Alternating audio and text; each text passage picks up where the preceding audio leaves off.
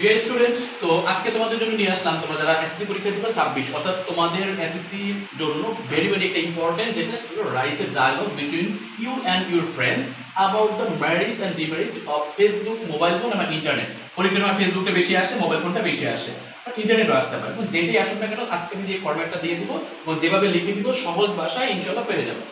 আসো আমরা ডায়ালগটা শুরু করি। Myself, hello Rahim, how are you? Rahim, I am fine. How do you do? Myself, I am fine too. And true দিয়ে দিলাম। I have some important question to ask you. আমার কিছু কি প্রশ্ন আছে তোমাকে বলার। এটা তো তোমরা অবশ্যই বাংলা অর্থ পারো, তারপর আমি তোমাকে বলে দিচ্ছি। রহিম, sure, you tell me, আমাকে তুমি বলতে পারো। এখানে মাইসেলফ বলতেছে, ডু ইউ নো, তুমি কি জানো, অ্যাবাউট দ্য মেরিট। মেরিট মানে ভালো দিক, কি বলেছি, ভালো দিক অফ মোবাইল ফোন চাইতে পারে, মোবাইল ফোনে ভালো দিক চাইতে পারে, ফেসবুকে ভালো দিক চাইতে পারে, ইন্টারনেটে ভালো দিক চাইতে পারে, এবং ডিমেরিটও চাবে। প্রথমে হলো গিয়া তোমার মেরিটটা বলছে। তাহলে রহিম বলছে, ইয়েস আই নো, আমি জানি, it is a social media. তিনটাই কিন্তু social media.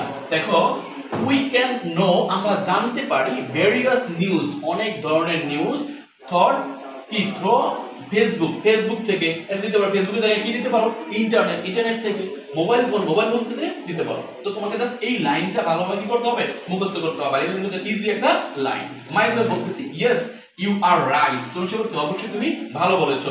The world has come closer, তোমার কথাগুলো আসলেই কি। তো রহিম বলতেছে, in fact it has made our easy and comfortable life, এবং এটা আমাদের কি লাইফটাকে অনেক সহজ করে দিয়েছে।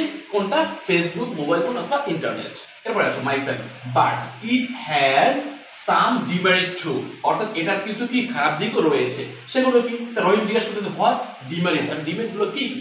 তাহলে তুমি এখানে বলতে, myself, it harms children and it causes brain tumour. কি বলতেছি আমরা, এটার কারণে আমাদের যে শিশুদের সারাদিন মোবাইলটা দেখে বা নেট চালায়, তাহলে অবশ্যই কি হতে, কজেস কারণে টিউমার হতে পারে বা ব্রেন ক্যান্সার হতে পারে। এবং দেখুন রহিম বলতেছে, yes you are right, we should be careful, অবশ্যই আমাদের কি করতে হবে, এটা সম্পর্কে সতর্ক থাকতে হবে, অফ ইউজিং ইট। এখন তুমি চাইলে এখানে তুমি আরো 2-3টা খারাপ দিক দিতে পারবে, যদি তুমি আরো নিজে থেকে লেখো, মার্কটা কিন্তু বেশি পাবে। এবার আসো myself, thank you very much, Rahim, thank you very much, বা থ্যাংক ইউ টু।